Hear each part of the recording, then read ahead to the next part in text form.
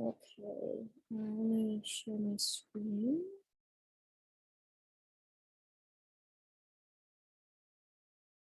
Okay, so now that's an example of how we would trace a letter or any kind of, it doesn't have to be a letter, just trace anything. So part of your drawing, if it needs outlined or traced, that's one way to do it. There are other ways to do it, which I can show you. Actually, maybe I'll show you that after this. So then let's say I wanted to make an oval for her head. Okay, so I command plus to zoom in, and then I'm just moving the page. So I can make a little oval. Okay, then the fill is white. I'm going to swap it. And I could just use these. I want to rotate this. Let me see if this, yeah, it was too small. So you can use these to click and drag to make the size of the circle or oval, and then you can rotate it. So just click and drag, and you can move your oval around. Then I'm going to make it small again and very narrow for her head. And maybe something like that. And then I'm going to make another one, just Shift and Alt. So if you press the Shift key, you can draw a circle from where your point is. If you hit Shift and Alt, it'll start and move out from the center. Okay. Drag this in, make this a little bun there. Click. Okay. So here we have, now what we can do is, I'm going to click these two items. And what I'm going to do is I'm going to join them with the Pathfinder tool, which is here. If you don't have the Pathfinder tool, go to Window. Oh, sorry guys, this is like, I don't know why it, at the top, the zoom bar is in the way, but you would go to Window, Pathfinder. I think it's in one of the,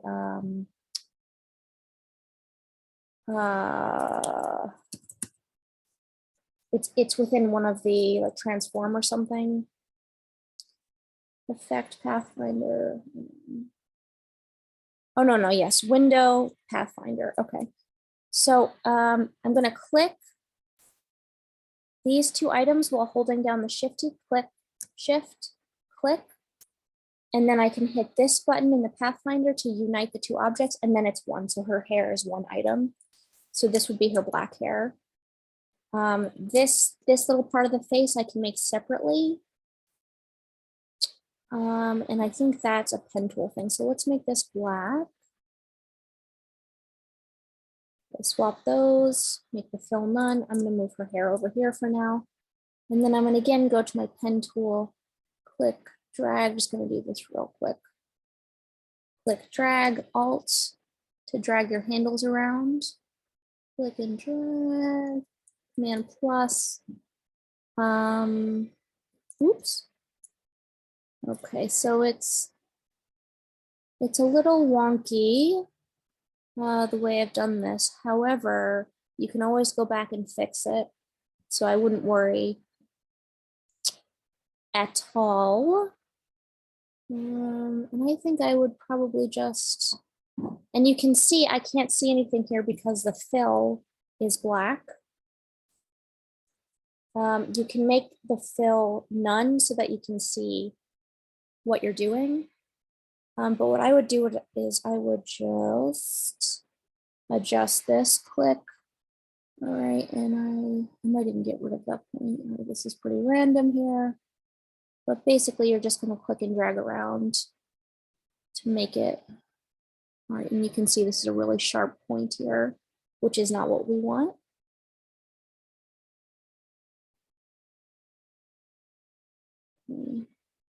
So that part doesn't really matter because we're going to put the hair on top, but okay, so she has like a little shoulder area here. So Then what we can do is hit I, and it has this thing here, and we can click in. Anywhere you click, it'll pick up the color of what it's looking at. So it's picked up the color of her skin from the thing below, the layer below. So then we have this little here. And then one thing I really want to point out is that we have these layers here. I use shortcuts all the time, but depending on how often you plan on using Illustrator, you may not need to. So I'm just going to go ahead and drag this beneath her hair. So you can see this, it has a little shape there. And then we have this outline of her body. Now, to make the outline, we could click this, we could make this black. Oops. So let's go to my face is in the way. Can you guys see this? It's the color tab, and you would just click black, and then you have an outline. Now, do you see how this has kind of an artistic brush stroke? We can change that. So that would be stroke, and then see how it says stroke, weight. We have 1 point, we can make it thick, we can make it thin. You can also go ahead and put 1.25, for example, if you want it to be a particular thickness. You can change the cap. So for example, if I were to draw a line, click and drag, click and drag, click and drag. All right, this has the fill on it. And we made it a thicker line, let's say 2.5. And the cap is, I don't know if you can see this, but if you change the cap, this changes what the edge of the shape looks like. So this is going to be the refinement process of your logo. And really, this is where the designers that make these gorgeous things, a lot of it is in the nuances such as this. All right, then they have corner options, all kinds of different. So essentially anything that you want to create, you can do it. It's just in manipulating these different elements. You can do a dashed line, and then you can define what you want the dash to look like. So for example, we could do, let me see, if I did 1 point, what does that look like? 1 point. Let's see, let's try 12 points. And then the gap is 0, 12 points, 0. So you can even do this kind of thing.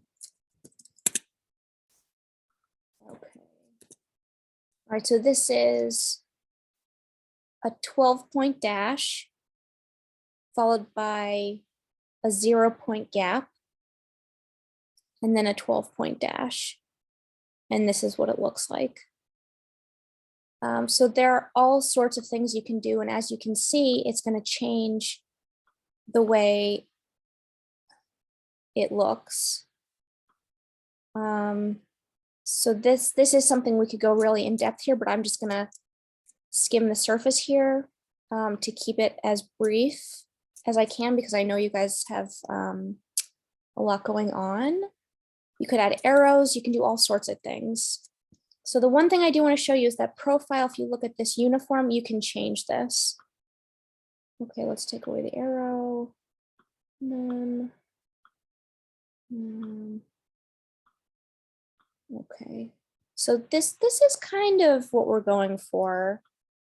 There are more options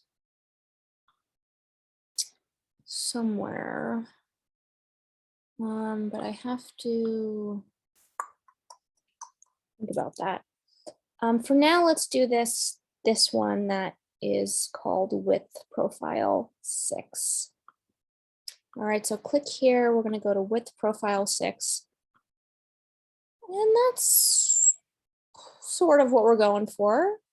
It's not exactly the same, but it's in the right direction. So again, if I was doing this for realsies, I would take the time, explore different strokes, different brush weights, different brushes, and find something that more closely mimicked this artistic style. And so then essentially this is going to be, now I'm going to group these as just Command G. All right, or you can go here. Let's see where it is. object group, then you can ungroup if you want to take the items apart. So group is just going to create a group, just like it sounds like. All right, so then we have the beginning of, so let's see what we've made. Let's make this black. Let me turn this off. So that's a start, but you can see how this would be time consuming to do properly and well. So, but that's a start. So hope this helps a little bit.